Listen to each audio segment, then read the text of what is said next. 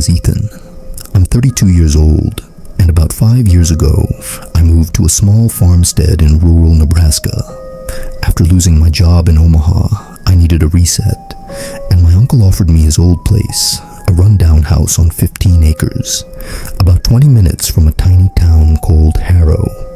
The house was ancient, creaking floors, warped doors, surrounded by endless cornfields that swayed like an ocean under the sky. I'm not big on solitude, but it was free, and I thought the quiet would help me think straight. I was dead wrong. The first week was all right. I spent my days hauling out junk, patching walls, and unpacking. The house groaned constantly, old wood settling, wind knocking the loose shutters, but it seemed normal, just a tired old place. At night, I'd sit on the porch with a beer, listening to crickets and watching fireflies flicker in the corn. It was calm, almost too calm, like the world was waiting for something. That's when I started noticing things. It started on the 9th night. I was in bed, messing around on my phone, when I heard it, a rustling, like someone trudging through the cornfield behind the house.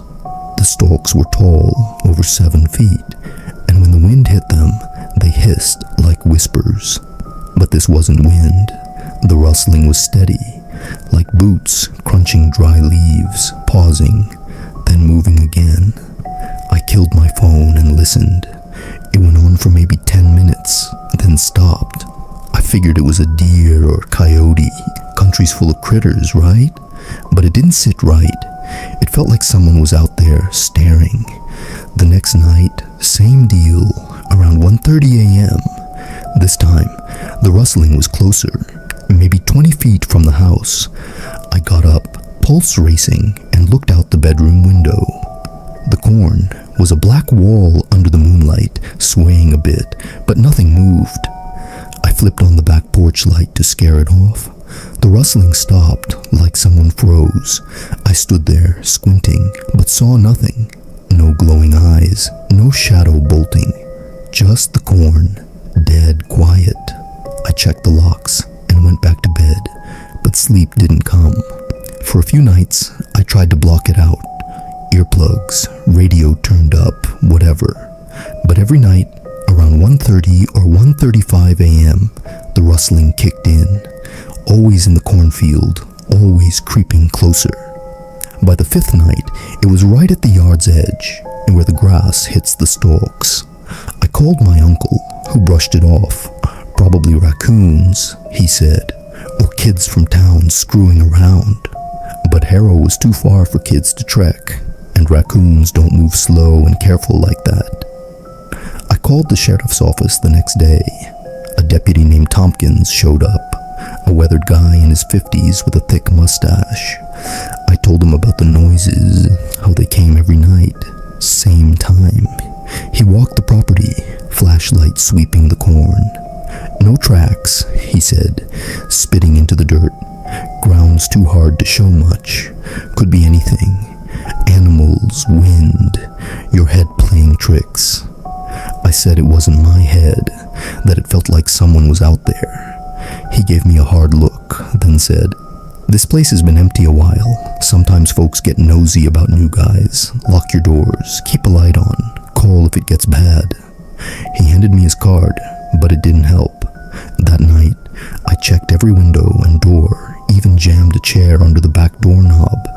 I sat in the living room with a hunting knife on the table, feeling stupid, but too spooked to care. At 1:32 a.m., the rustling started, closer than ever, like it was right by the back door. Then I heard something else, a low, guttural hum, like someone muttering to themselves. It wasn't a song, just a flat, creepy drone. I grabbed the knife and edged to the window, peeking through the blinds. The porch light lit the yard, but the cornfield was pitch black. The humming stopped, and I thought I saw something. A shadow shifting between the stalks, too tall for a coyote. I backed off, heart pounding, and didn't sleep. The next day, I drove to Harrow's hardware store for motion sensor lights. The clerk, an old-timer named Earl, asked what I needed them for. When I mentioned the noises, his face tightened like he knew something. "You're at the old Grayson place, ain't you?" he said. I nodded, and he leaned closer, voice low. "Folks used to talk about that land. Years back, a guy lived there, loner type, kept to himself. Vanished one spring, never turned up. Some say he's still out there, roaming the fields." I tried to laugh, but Earl's eyes were dead serious. "Watch yourself," he said. "Lock up good." That night, I put up the lights, one by the back door, one by the front. Felt like I'd done something useful. But at 1:34 a.m., the rustling came again, louder, faster, like someone was barreling through the corn. Then the motion light by the back door flicked on. I bolted to the window, knife in hand, and saw him, a tall, skinny figure at the cornfield's edge. Dark coat, hood up, face hidden. He stood still, head cocked like he was listening. The humming started again, low and steady, coming from him. I yelled, "Get out of here," but my voice shook. The figure turned, real slow, and melted back into the corn. The light stayed on, but he was gone. I didn't sleep.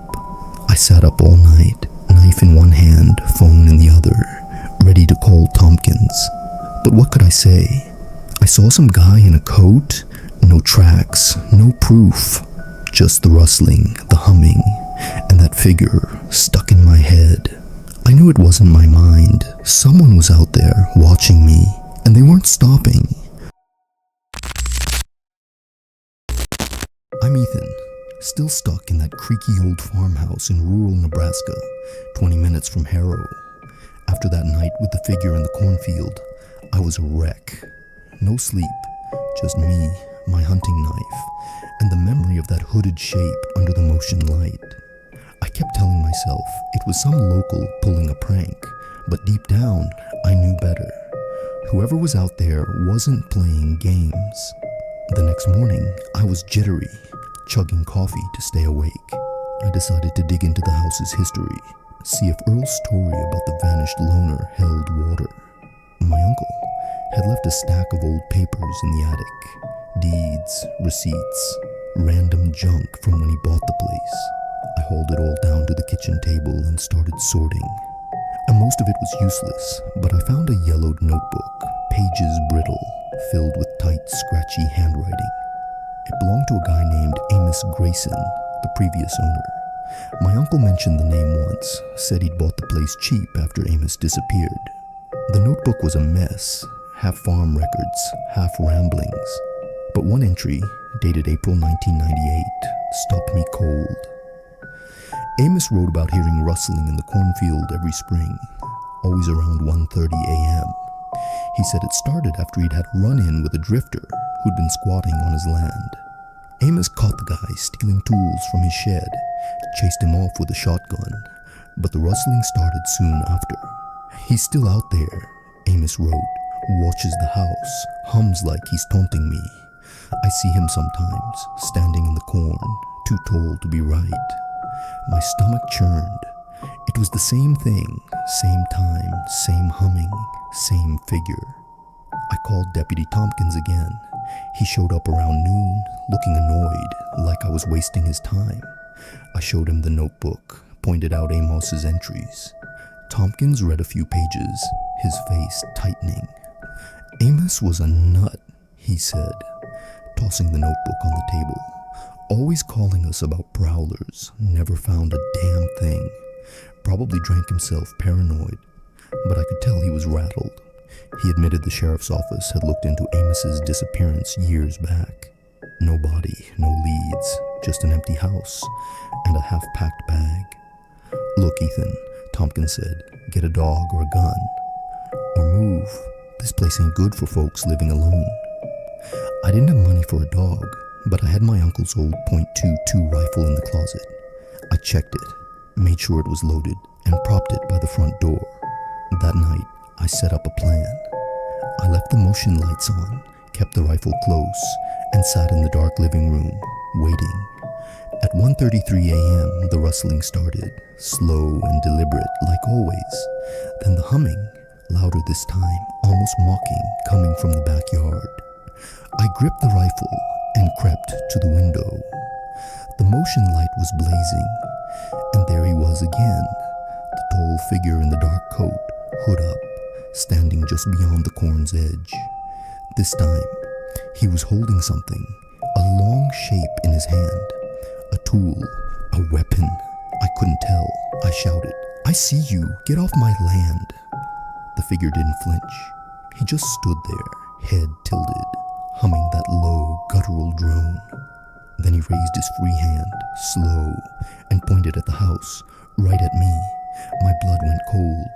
I lifted the rifle, hands shaking, and yelled again, "I'm armed, leave now."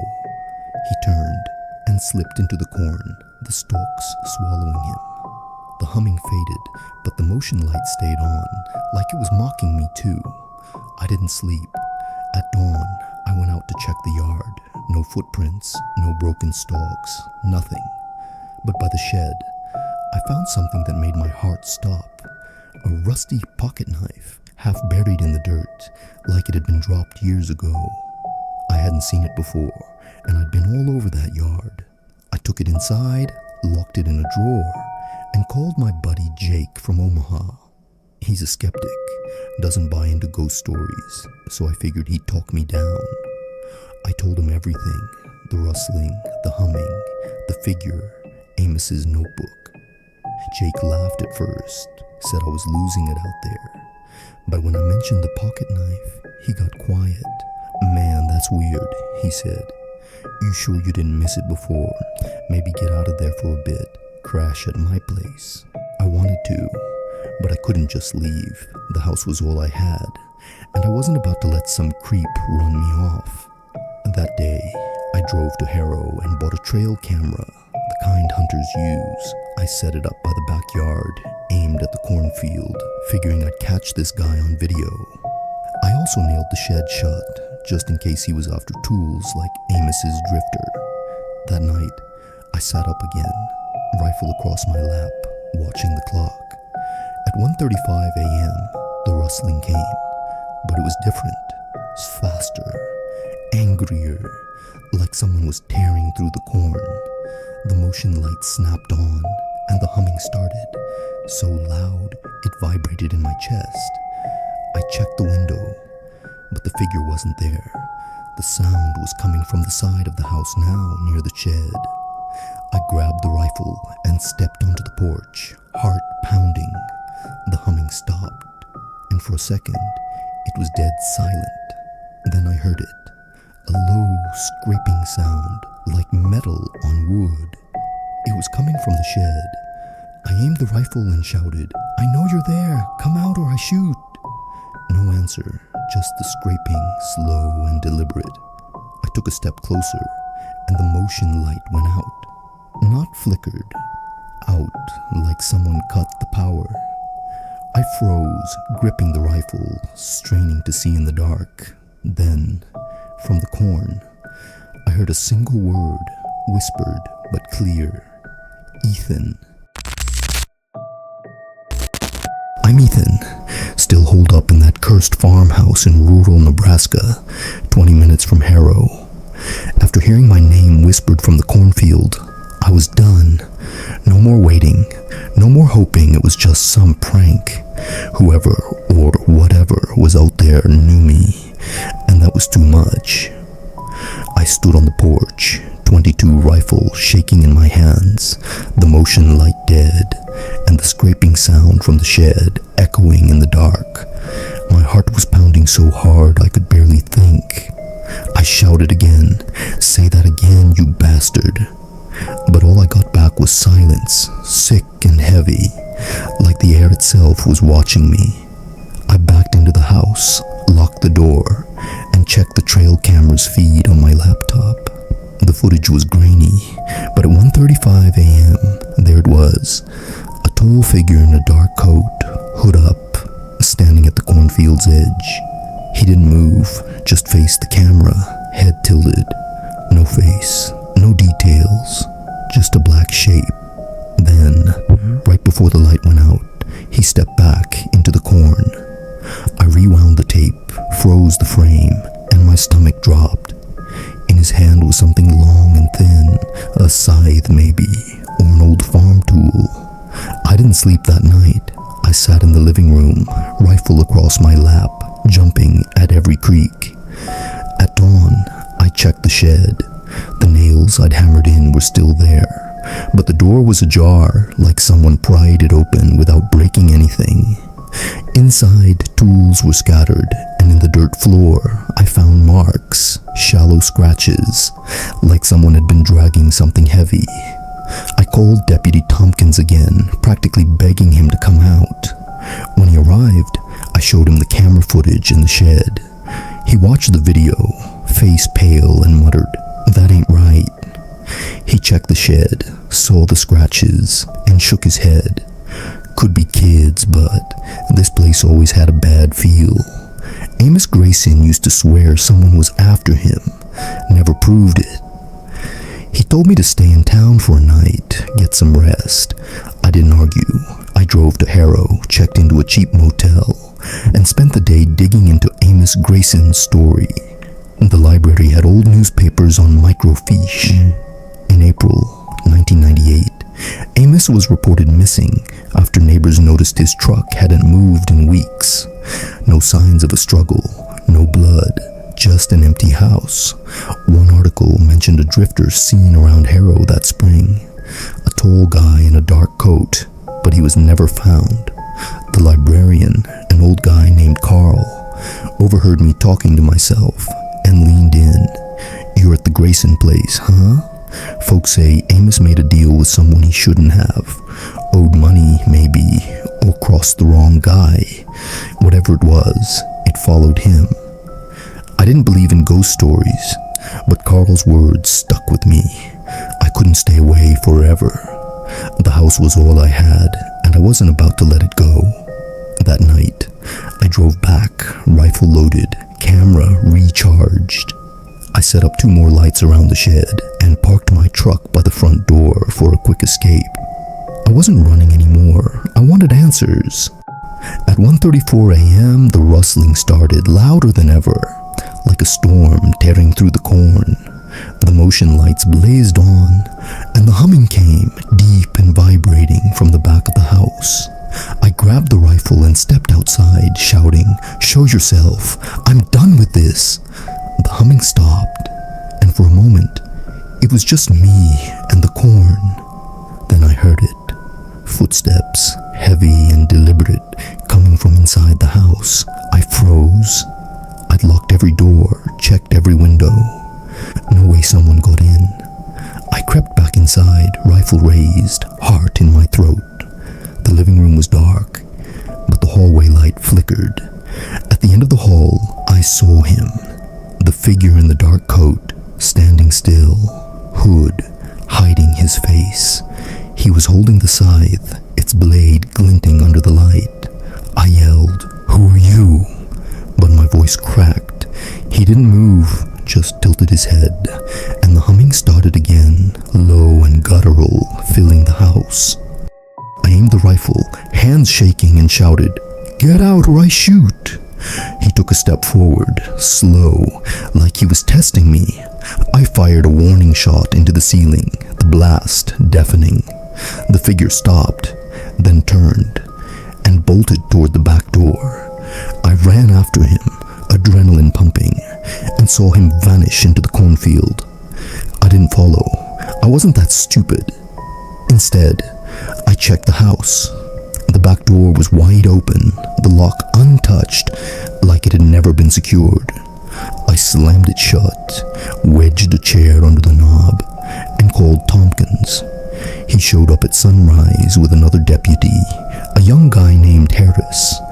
They searched the property, found no tracks, no signs of a break-in, but Harris spotted something in the cornfield, a patch where the stalks were flattened, like someone had been standing there for days.